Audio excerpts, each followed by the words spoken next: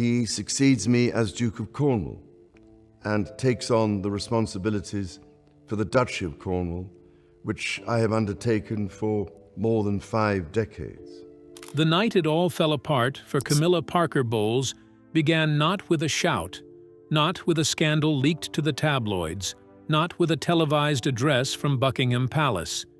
It began with a single image, and once you hear it, you will not be able to get it out of your head. A frail king, barely conscious in his sickbed. A red leather dossier placed on the covers beside him.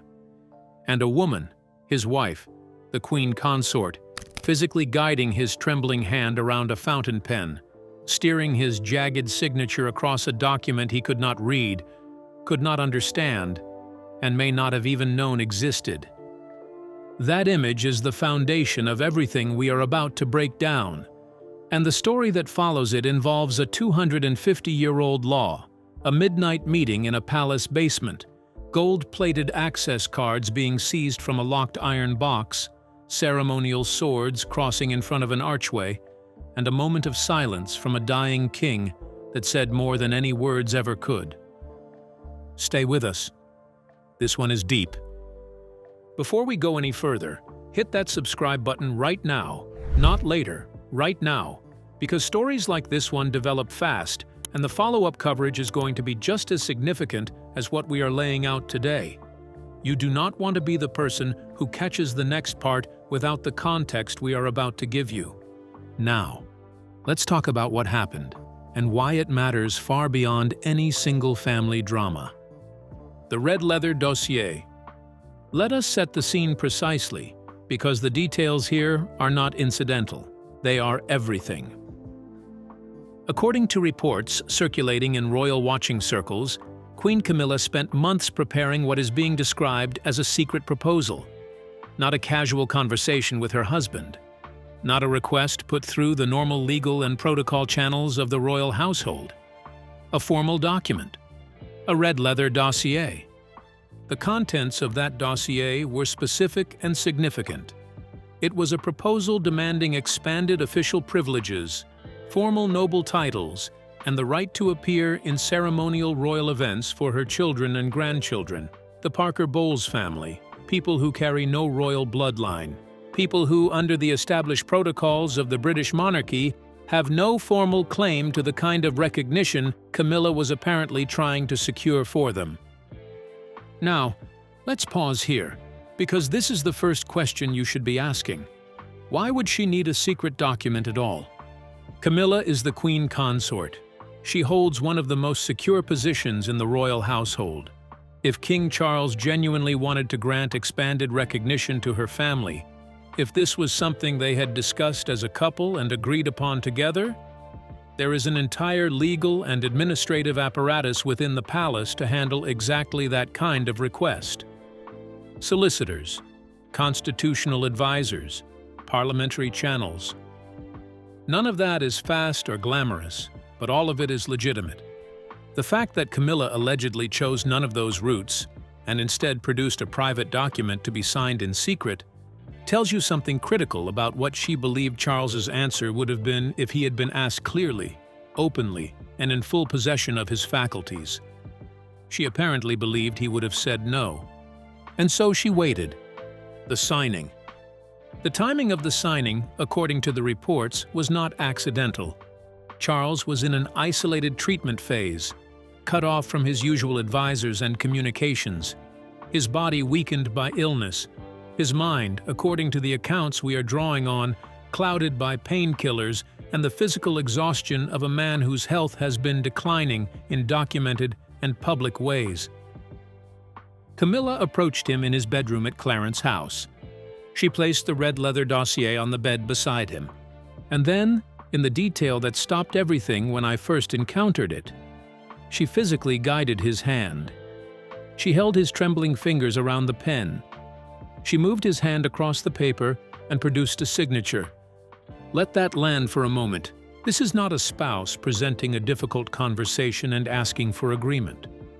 This is not even a manipulative but technically voluntary signing. What is being described here, if accurate, is the physical appropriation of a king's legal authority at a moment when he had no capacity to consent to what he was authorizing. That is not just a royal family drama. That is, stripped of all its aristocratic context, an act of fundamental exploitation against a person who was vulnerable, isolated, and incapable of meaningful agreement. Whether or not that rises to any formal legal definition of fraud or coercion within the framework of royal governance is a question we will come back to. But the moral weight of what is being alleged here should not be glossed over in the excitement of what came next. 2 days later, the castle walkthrough. Now watch what Camilla allegedly did in the 48 hours after getting that signature. Because this is where you see the strategy, or what she believed was the strategy, coming into focus. 2 days after the signing, Camilla reportedly led her children, her grandchildren, the entire Parker Bowles contingent through restricted sections of Windsor Castle. Not the public areas. Not the rooms available for managed visits, the secure ceremonial vestment room, where the coronation garments are kept, where items of profound historical and constitutional significance are stored. Her son reportedly sat in the chairs reserved for princes and princesses. Her grandchildren were touching the ceremonial busts, pulling at the velvet, treating the space the way someone treats a room they believe is already theirs. And Camilla, according to the accounts, watched all of this with what is described as a smug nod. This is the behavior of someone who believes they have already won. Someone who is not asking permission. They are normalizing a presence. Getting the family comfortable in spaces they have no right to occupy yet, establishing a physical footprint before anyone can legally object. What she did not know, what she could not have known at this point, was that she was already being watched. William at the window.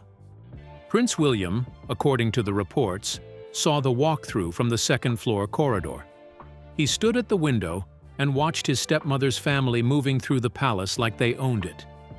He watched her son settle into a ceremonial chair. He watched the grandchildren treat the room like a playground. And he did not go downstairs. Think about that choice carefully, because it is the most tactically significant moment in this entire story. A younger, less measured version of William might have stormed down, confronted the situation directly, created a scene. And if he had done that, if he had gone down there and caused a visible confrontation in front of Camilla's family, he would have handed Camilla exactly the weapon she needed. She would have gone straight to Charles. She would have framed it as William disrespecting her, attacking the family, being cruel to his stepmother and her innocent grandchildren. She would have positioned herself as the victim and William as the aggressor. William apparently understood that dynamic precisely. So instead of going downstairs, he stepped back from the window, and he started planning an entirely different kind of response. He went to find Princess Anne. The alliance.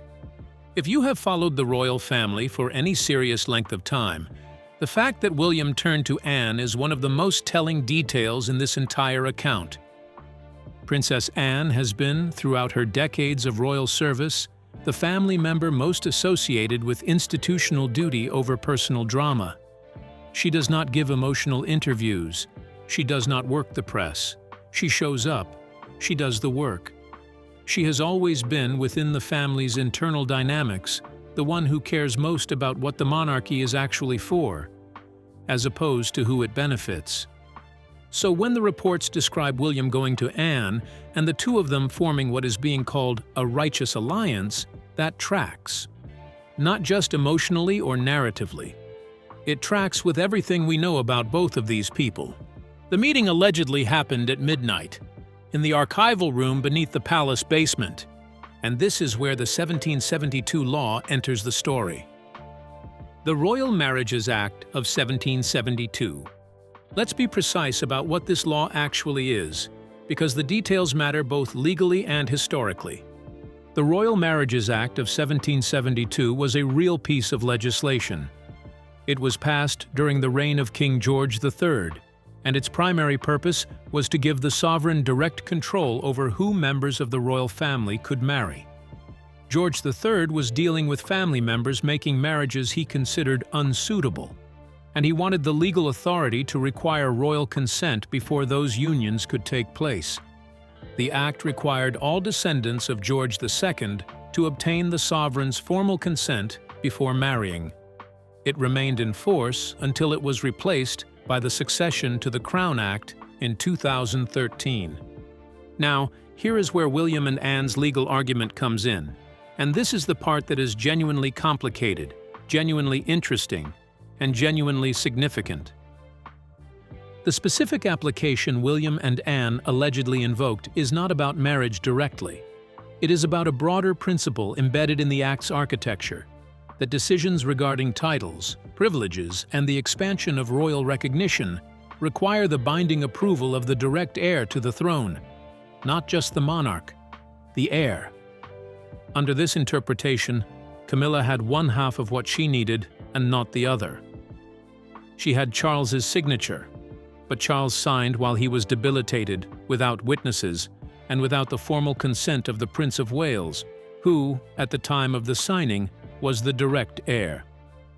Under William and Anne's reading of the law, that made the signature legally worthless within the framework of royal governance. Is that a bulletproof legal argument? Almost certainly not in a conventional court of law. The 1772 Act was specifically about marriage, and the extension of its principles to title granting is a stretch by any conventional reading. But here is the critical thing to understand about how the monarchy actually works. It is not primarily governed by the laws that govern everyone else. It is governed by a complex, layered, often unwritten system of protocols, precedents, internal agreements, and institutional authority. And within that system, the air of legitimacy around an argument matters as much as its formal legal standing. If William and Anne united behind this interpretation, and if the palace's administrative apparatus sided with them, which it would, because William is the heir and Anne is the princess royal, then no one inside the palace had the authority to override them except a fully lucid, fully functional king, which Charles was not. The surveillance operation. William and Anne did not stop at the legal argument. They moved to practical enforcement, and the scope of what they allegedly put in place is striking. They activated what the reports describe as a surveillance operation. Guards from the Welsh Regiment, William's regiment, were positioned to monitor Camilla's movements throughout the palace, not just generally, specifically. They tracked who entered her private rooms. They recorded every key she borrowed. They watched for any activity related to the production of what are called gala passes. The gala passes are the central object of the entire confrontation. These are gold-plated metal cards with unique security codes that authorize access to royal ceremonies at the highest level. Camilla had already submitted a formal list to the Palace Management Office with her family's names, expecting those passes to be produced in advance of an upcoming international royal grand ceremony. She was already, according to the accounts, planning what jewelry her daughter would wear, discussing how the family would present themselves to the global media. She thought the signed dossier was her trump card, and she was already spending it. But when that request reached the Palace Management Office, Princess Anne was already there. The Iron Box. The image of what happened at the Palace Management Office is one of the most remarkable details in this entire account. Anne had the 1772 law book with her. She was physically present when Camilla's request came in, and she went through the submitted guest list and physically removed every pass bearing a Parker Bowles name. She locked them in an iron box. Then she gave orders. The guest list was to be tightened to exclude anyone not of direct bloodline or long-recognized nobility. No exceptions. No appeals through informal channels. The decision had been made, and the enforcement mechanism was already in place. Meanwhile, William was at the ceremonial platform itself. He was changing the security codes on the scanning gates, meaning even if Camilla's family somehow acquired passes, the codes on those passes would not work. He was removing the seats that had been allocated for Camilla's family and replacing them with flower arrangements and positions for diplomatic delegations, Every private walkway that Camilla's family might have used was manned by guards taking their orders exclusively from William. The operation was, by any reading of it, complete. Every access point sealed, every contingency accounted for. By the time the day of the ceremony arrived, Camilla's plan had already failed. She just did not know it yet. The ceremony day, the walk to the archway. Now we get to the confrontation that sits at the center of this story. The morning of the ceremony. Camilla in her blue ceremonial gown. Her family arranged around her, her son and daughter, her grandchildren, all dressed at the highest level, prepared to take their places at what they believed was now their rightful position within the royal household. Camilla had her copy of the red dossier. She had it in her clutch, ready to produce if anyone questioned their presence. She was walking toward the ceremony with the confidence of someone who believed they had already won. She led her family to the main entrance, toward the golden archway, and 4 guards from William's regiment stepped forward. The ceremonial swords crossed in front of the archway, forming a physical barrier. The guard captain, in front of everyone, in front of the surrounding aristocratic guests who had gathered, in front of the international observers, in front of the global media, told Camilla that her companions were not on the valid guest list and could not pass. Stop there. Really sit with that moment. This was not a quiet word in a private corridor. This was not a discreet message delivered through intermediaries. This was a public declaration, a visible confrontation. In front of precisely the audience that Camilla had been hoping to impress, the people she had been trying to legitimize her family in front of, her plan was being dismantled in real time. Camilla's face, according to the accounts, went from red to pale. She reached into her clutch. She pulled out the dossier. She held it up and, in front of everyone present, shouted that this was an order signed by the king and demanded that the guards move aside. And that is the moment William and Anne stepped out from behind the archway. The confrontation. William in his full ceremonial military uniform. Anne holding the 1772 law book against her chest. Think about the theater of that image for a moment. Anne had the physical book, not a copy, not a reference to a legal text. The book. She was holding it like a shield, like evidence, like a declaration. William spoke directly to Camilla. According to the accounts, he told her that the signature carried no practical value without his consent as the direct heir. That the act dictated the bloodline boundary could not be altered by a document signed while the king was incapacitated. That her family had been struck from the list. Camilla's response was to turn to Charles. And this is the moment that I think will be analyzed for decades if this account is accurate. Because Charles was there. He had just been wheeled in on a royal wheelchair. He was exhausted. He was visibly unwell. He looked, by every description we have, like a man at the end of something. Camilla grabbed his hand. She demanded he tell William to back down. She told him he had signed the proposal, that he had promised her descendants titles and positions. And Charles said nothing. He looked at William. Then he slowly pulled his hand out of Camilla's grip. He closed his eyes, and he gestured for his guard to push him further into the platform. He turned his back on her. That silence, that single gesture of a hand being withdrawn, a body turning away, is worth more analysis than almost anything else in this story. What does it mean?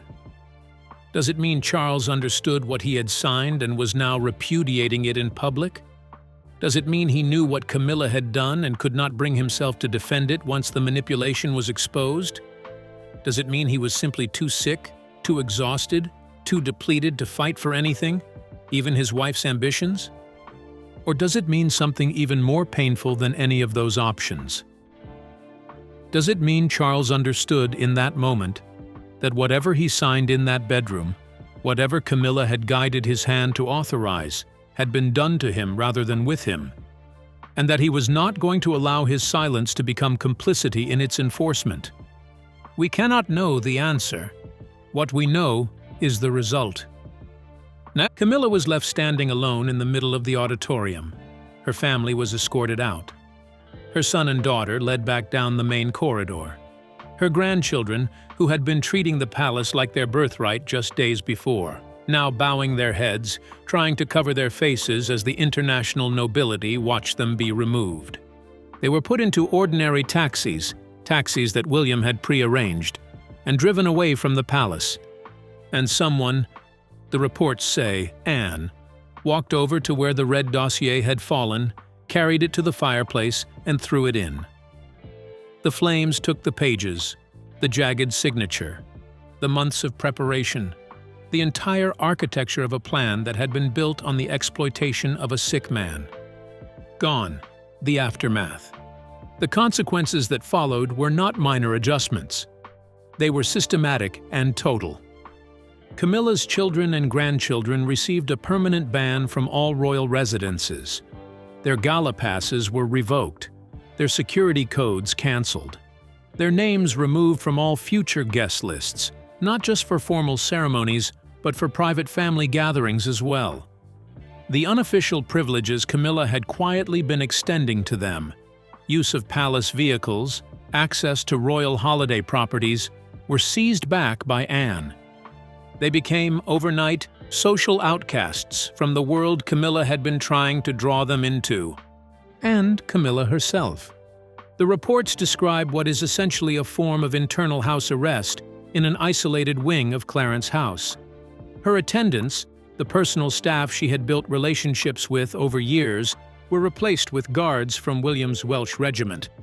Guards who, according to the accounts, monitor her movements with what is described as cold, mechanical precision. She is permitted, supposedly, to view Charles through the thick glass of his medical room. She cannot approach, she cannot speak to him, she cannot explain or plead her case or seek reconciliation. The guards hold the door. Whatever version of their marriage existed before this confrontation, whatever private agreements, whatever affection, whatever shared understanding between two people who chose each other late in life and fought public opinion to be together. It has been reduced apparently to a view through glass. Charles, for his part, is described as spending his remaining time in a state of quiet withdrawal. He stares out windows. He does not mention Camilla's name. He does not ask to see her family.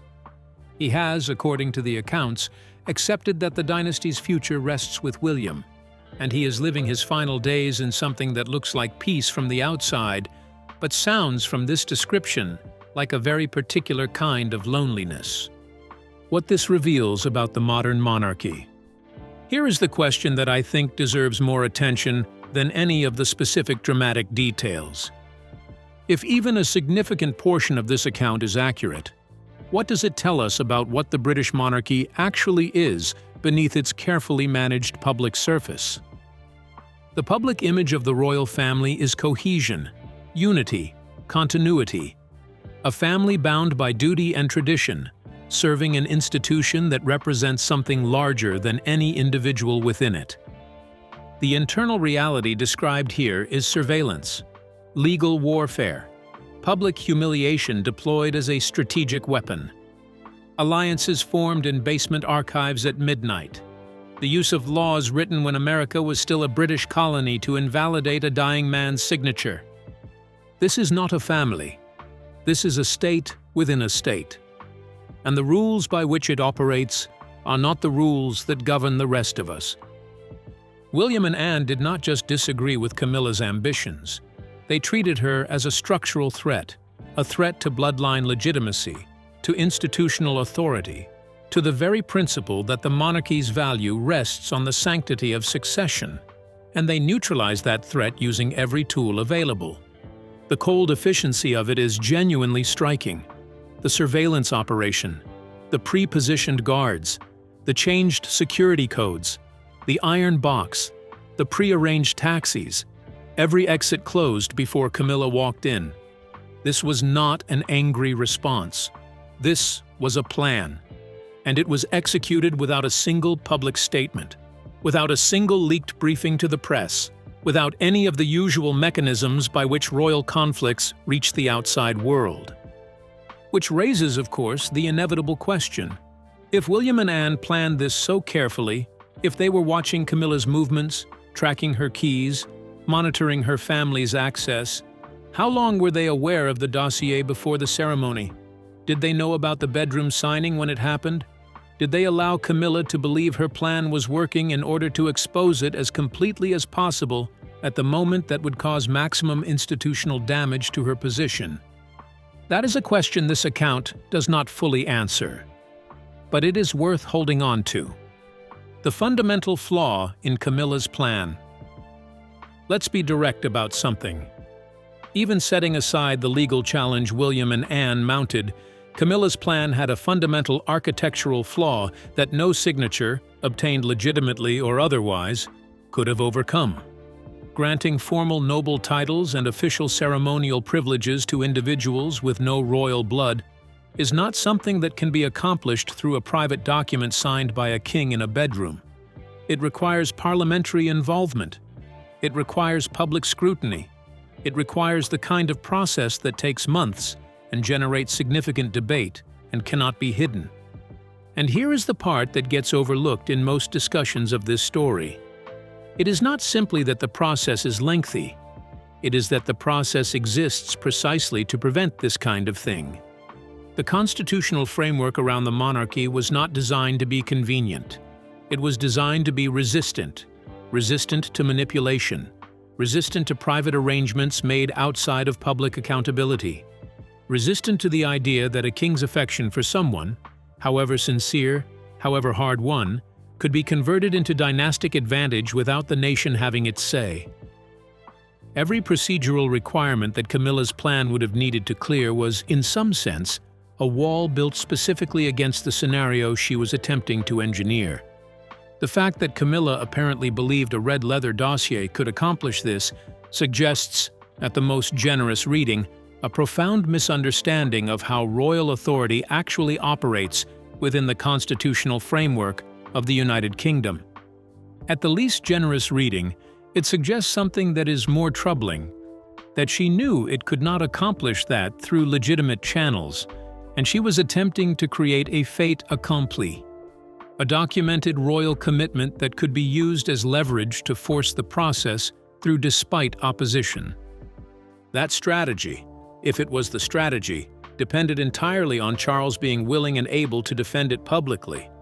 And when Charles pulled his hand away and turned his back, that dependency revealed itself as the fatal weakness it always was. What makes that moment so significant is not just what it stopped. It is what it revealed about the entire architecture of the plan. A strategy built on one person's public willingness to stand behind it is not a strategy. It is a gamble. And gambles of that kind, inside institutions that have survived centuries precisely by outlasting the individuals within them, tend to fail in ways that are both total and irreversible. Charles's silence revisited. We need to return to Charles's silence one more time because I do not think we can fully close this story without sitting with it properly. There are people who will read this account and see his silence as a betrayal. A man who allowed the woman he fought a lifetime of public contempt to be with, the woman he chose over everything, to be publicly destroyed while he sat in a wheelchair and said nothing. There are others who will see it as the opposite. A man who, at the end of his strength, chose the institution over the person, the dynasty over the relationship, the continuity of something larger than either of them over his wife's ambitions, and whatever private promises may have been made in a room he can barely remember. And there is a third reading that I find the most haunting. A man who did not know what he had signed, who was not fully conscious when his hand was guided across that paper, who looked at the dossier Camilla held up in that auditorium and may have been seeing, for the first time, what had been done in his name while he was too sick to prevent it. If that third reading is correct, then his silence was not a choice between William and Camilla. It was a man absorbing, in public, the realization that he had been used by someone he loved. Consider what that absorption would actually look like from the outside. Not rage, not accusation, not the dramatic confrontation that the moment seems to demand. Just stillness, just withdrawal. The kind of stillness that comes not from having nothing to say, but from having too much. And knowing with the clarity that illness sometimes brings, that none of it can be said in a room full of people holding cameras and waiting for the monarchy to crack open in front of them. Silence, in that context, is not passivity. It is the last form of dignity available to a man who has run out of every other kind. That is not drama. That is tragedy in the oldest sense of the word. Where things stand now, William stands, according to this account, at the peak of his actual institutional authority. Not ceremonially, not technically, but in the practical, operational sense. He controls access to the palace, he commands the loyalty of the key regiment, and he has demonstrated, in the most visible possible way, that the bloodline boundary of the British monarchy is something he is prepared to enforce without hesitation and without mercy. The 1772 law book has reportedly been returned to its chest beneath the palace basement, but its principles, as the account puts it, have been fused into how William operates. He protected what he sees as the legitimacy of the crown. He removed what he considered a threat to that legitimacy, and he did it at a cost that we should not minimize: the final public destruction of whatever relationship remained with his father's wife, and possibly the acceleration of his father's own withdrawal from everything that remains of life. Power, in institutions this old, tends to cost something real.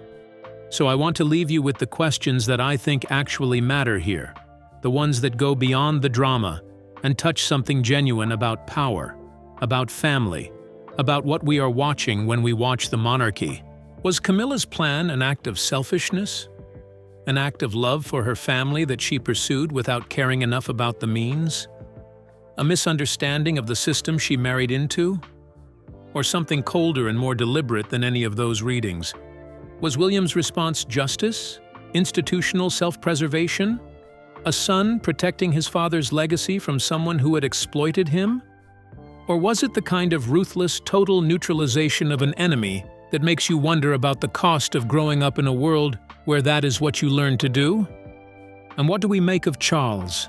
Of the hand being pulled away? Of the eyes closing? Of the back turning? Is that a king making a final decision about what his reign means? Or a man who is simply too tired to fight for anything anymore? Let us know what you think in the comments. We read them, all of them, and they shape what we cover next. If you are new here, subscribe now.